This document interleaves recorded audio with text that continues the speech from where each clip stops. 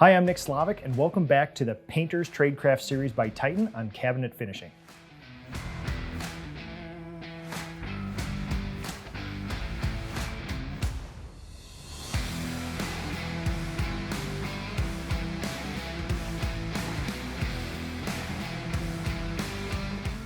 The hallmark of a good standard operating procedure is that it is simple and teachable, but also repeatable. And for that reason, we chose airless.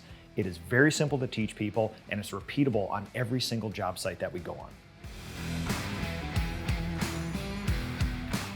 So, as you can see, this kitchen is fully prepped and ready to go. We have masked off the insides of the cabinets, protected the countertops, protected the floors. Even the appliances have their plastic and tape on them. And we have SVT'd, sand, vacked, and tacked. Next thing we do is spray on our primer. Primer of choice for this particular project is an oil primer. Because we have red stained cabinets here, the dye might have the potential to migrate through the finish if we don't use a stain blocking primer. Oil primer will be our choice. We're going to be using the Titan X440. We're also going to be using a 311 HEA so that overspray is down and transfer efficiency is high. We get good coverage, fine finish on all these cabinets.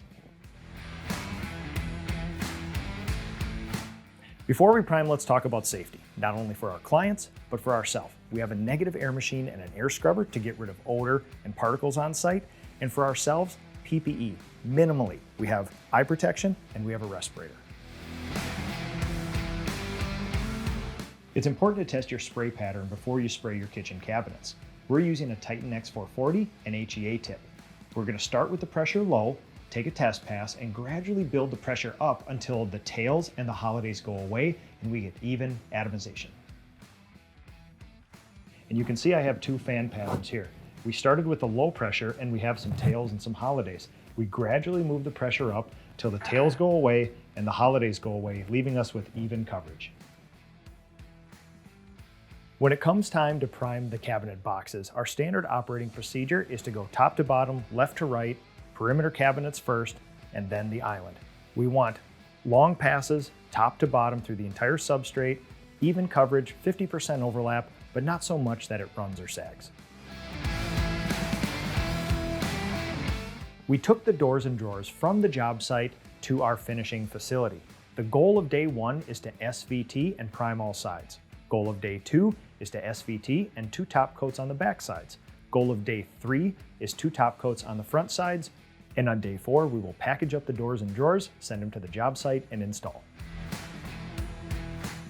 The primer we have spec'd for this kitchen has a recoat time of only a few hours, but we like to let it dry overnight. It sands so much better the next day. The next day, we will also do an adhesion test. The most basic of adhesion tests is prep an area, apply some primer, let it dry overnight, and attempt to scratch it off the next day. If you cannot scratch it off, the adhesion test is passed. Now that the cabinet boxes, doors, and drawers are all primed, we're going to let them dry overnight, and tomorrow we will start the SVT process again, sand, vac, and tack. Tune into the next video to see us apply the top coats.